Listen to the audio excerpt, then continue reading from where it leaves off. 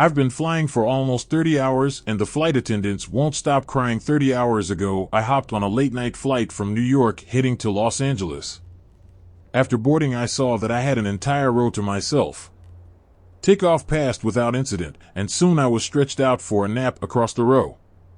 I slept for a few hours, I don't know how long, but I woke up to some severe turbulence. It's possible that the lights in the cabin went out for a moment, but I was so disoriented that it's hard to say. I checked my phone to see that it was 4:03 a.m., which I figured gave me about an hour until we landed. When I looked out my window, I was shocked to see nothing but wide open ocean. My jaw dropped. There's obviously no ocean between New York and Los Angeles. I hit the button to call the flight attendant and spent the next few minutes racking my brain for a lake that could have possibly been big enough to explain what I was seeing. I jumped when the attendant flipped off the light. She was grinning from ear to ear, and tears were pouring down her cheeks. "How can I help you, sir?" she asked. I froze for a moment at her reaction before deciding to just ask my question. "Where are we? Why does it look like we're flying over an ocean?" She wiped her cheeks to clear the tears, still grinning wildly. "Sir, we'll be landing in about an hour." Okay, thank you," I said. After she left, I checked the clock on my phone again. 4:03 a.m. blinked back at me. It hadn't changed. I had to have been waiting with my call light on for at least 5 minutes. How was it possible that it hadn't changed at all? I opened up my laptop and saw it too displayed 4:03 a.m. I pulled out my phone, started a stopwatch in the app, and spent the next 2 hours looking back and forth between the clocks, waiting for them to change.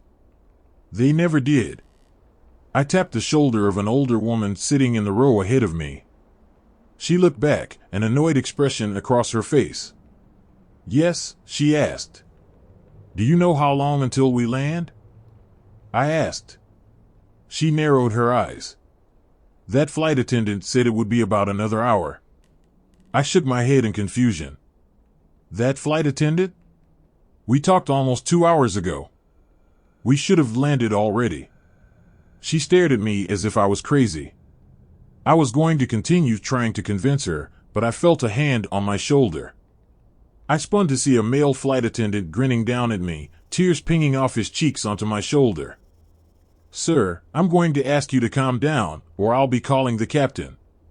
I told him that wouldn't be necessary and sat back. He removed his hand and stepped away. The flight attendants continued to stop by every few hours offering meals. My stopwatch continued to tick up and is now telling me that I've been on this plane for more than 30 hours. I've explored all of coach and tried talking to some of the other passengers, but they've all told me that they're expecting to land in an hour or so. Around 3 hours ago, I tried getting into first class. I made it past the curtain but was escorted back by 2 grinning flight attendants. Their grip on my arms were like iron. "Sir, the seatbelt sign is on," one said. "Please remain in your seat with your buckle fastened. We'll be landing in about an hour." I'd just about given up hope when a woman came down the aisle dressed in a business suit. She didn't look at me or slow down, but she dropped a piece of paper onto my tray as she made her way to the bathrooms at the back of the plane. I shot a look around before unrolling it. It said, "Are you stuck too?" I pulled out a pen and wrote yes. "It's been 30 hours."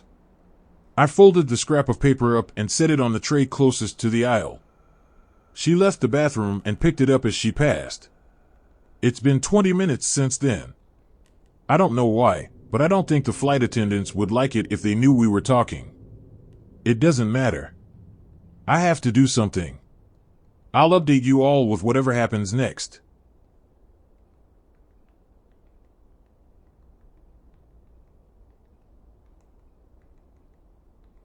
Told this story of my parents' old house when I was living with them before college.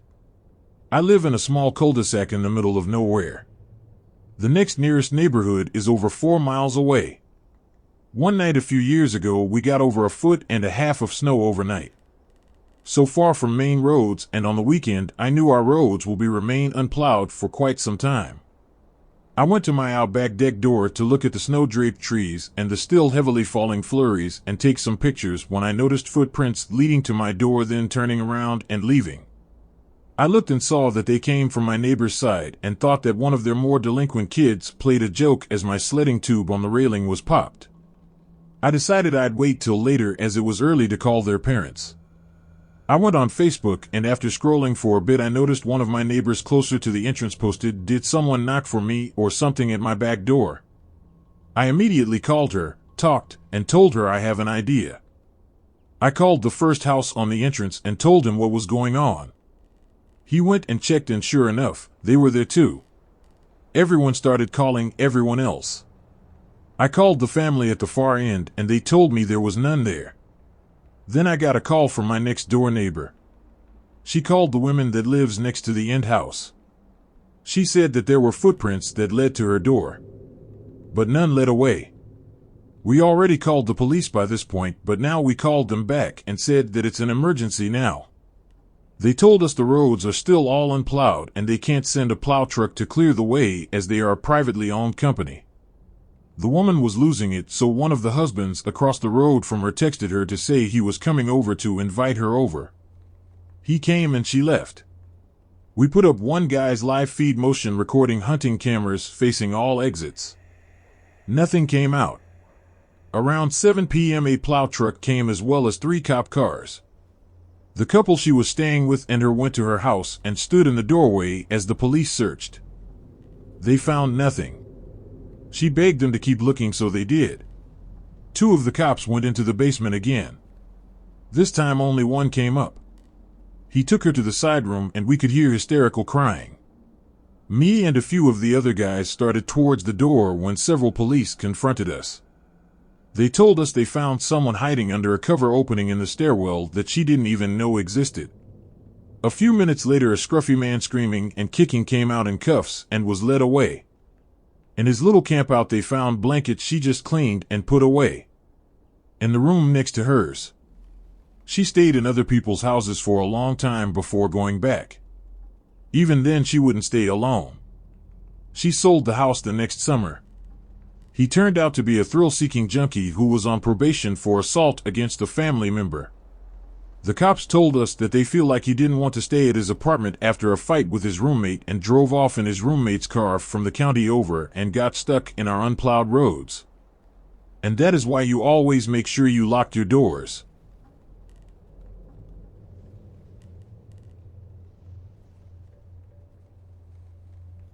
After World War II, the CIA started a program designed to use mind control against the enemies of the United States. They did this by giving unwitting test subjects, usually those who were thought to either be secret agents or expendable, large amounts of psychotropic drugs. The CIA's version of the program started in the early 1950s, sometimes with their subjects and other times with everyday citizens. The citizen subjects would be observed if they were in public. But if the experiments were being done in the testing facilities, the subjects would be mentally and physically tortured. These prisoners, as that was what they had essentially become, were given high doses of LSD, among other things. Barbiturates were given to make the subjects sleep, and then high doses of amphetamines were shot into their systems to keep them awake. Many other drugs were used, such as heroin, morphine, mescaline, and sodium pentothal. And don't think it was just American citizens that were being tortured. Experiments were also conducted on Canadian and Danish citizens as well. The people behind this program built detention camps in countries such as Germany, Japan, and the Philippines so that if they were ever found out, they would be able to escape criminal prosecution. Finally, in 1973, 20,000 documents that had been stored in the wrong place were discovered. The rest were incinerated by the CIA to cover up their crimes. Oh, and remember when I said at the beginning that the CIA's version started in the 1950s? Well, America wasn't the first to try this. Much of the early work was done in Japanese facilities and in Nazi concentration camps.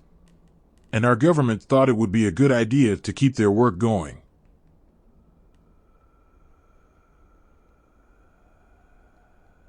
About 5 years ago, my mom started dating a guy she met on a dating site. That part is fine. I had recently started dating the woman who would later become my wife, and we had met online. Anyway, my wife and I never really liked this guy. We didn't think he was mean or anything like that, just a little creepy. He was quiet, he kept his eyes closed a lot, and occasionally said odd things like offering my wife a chocolate and then popping one in his mouth, closing his eyes, and moaning as he let it melt in his mouth. One time my wife and I were visiting my mom, but she got called into work, so we waited at her house. Her boyfriend was over, but he spent the entire several hours just hanging out in her bedroom with the door closed. Just before Christmas, my mom and this guy started having some difficulties. My wife and I were visiting her for the holidays, and she dropped all of her problems on us, and we listened carefully and told her our opinions and suggested that she would be better off without him. She already had her mind made up, though, and decided to break up with him. On Christmas Eve, we spent the night at my mom's and got up early on Christmas morning to visit my dad at his house. We didn't plan to spend the night at my dad's, but we got snowed in, which was actually a nice Christmas surprise. The next day we left as soon as we could get through the snow, and my wife suggested that we stop by my mom's house on the way so that we could see if she was okay.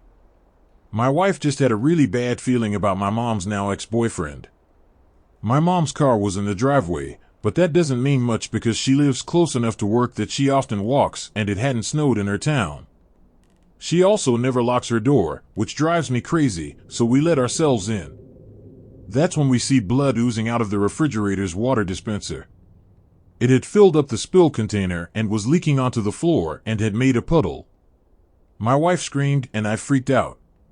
I fully expected to see my mom's head in the freezer.